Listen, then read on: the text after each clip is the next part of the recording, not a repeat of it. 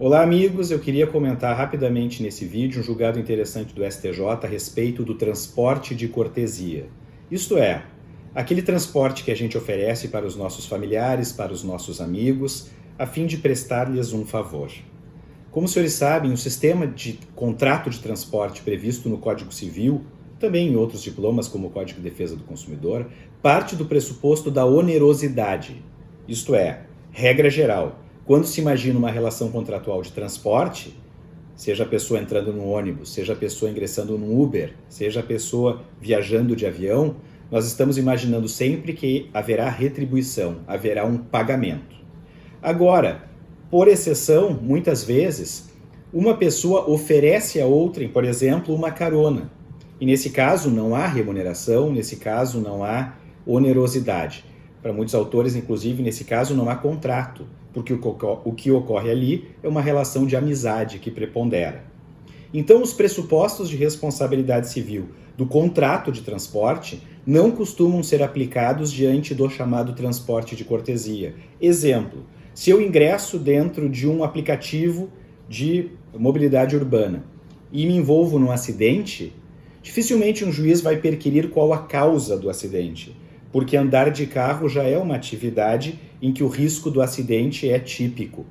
Portanto, segundo os artigos 734 e 735 do Código Civil, o transportador, no caso o Uber, o Cabify, o 99 ou outro aplicativo, vai responder ainda que o motorista não tenha agido com culpa, porque a responsabilidade se funda no risco, ela é de natureza objetiva.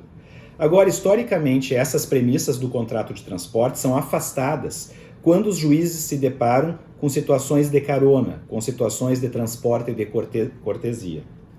Houve grande debate no século passado a respeito dos melhores critérios para se definir a responsabilidade da pessoa que oferece um transporte benévolo, de cortesia.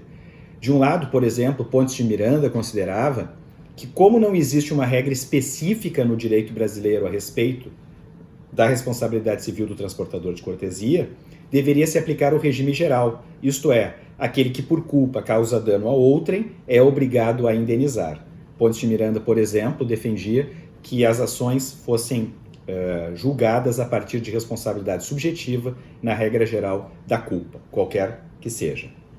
De outro lado, a jurisprudência acabou se consolidando na linha da súmula 145 do STJ, em sentido contrário, dizendo que como esse é um fenômeno social muito positivo, em que as pessoas saem ganhando com essas relações de amizade que são aprofundadas, também através de caronas, não seria razoável aplicar o regime geral da culpa na responsabilidade civil. E se consolidou a jurisprudência exigindo algo mais, a chamada culpa grave ou dolo do motorista. E nós sabemos que na maior parte dos acidentes de trânsito, eles não são causados por vontade de se acidentar, por dolo. Eles são causados por culpa em nível comum, isto é, o sinal vermelho que não foi observado, a preferencial que o motorista não se deu conta, e exemplos corriqueiros como esse nas nossas cidades. Então, para ilustrar situações de dolo e de culpa grave, que aí sim vão motivar a responsabilidade civil do motorista ou do proprietário do carro, normalmente a jurisprudência foge daquelas situações típicas do trânsito e exige um comportamento mais negligente, mais arriscado por parte do motorista. Exemplos típicos são encontrados nesse acórdão da terceira turma, cuja relatoria da ministra Nancy Andrighi. Isto é, álcool no volante, exemplo 2, racha entre carros, que são práticas sociais que geram intensa reprovação.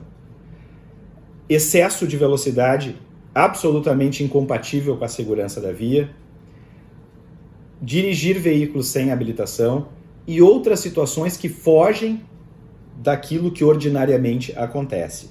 Para essas outras situações que podem ser tidas como extraordinárias no campo dos acidentes de trânsito, aí sim, com força na súmula 145, a responsabilidade civil do motorista e do proprietário podem ser invocadas. Eu agradeço demais a atenção, deixo um grande abraço a todos.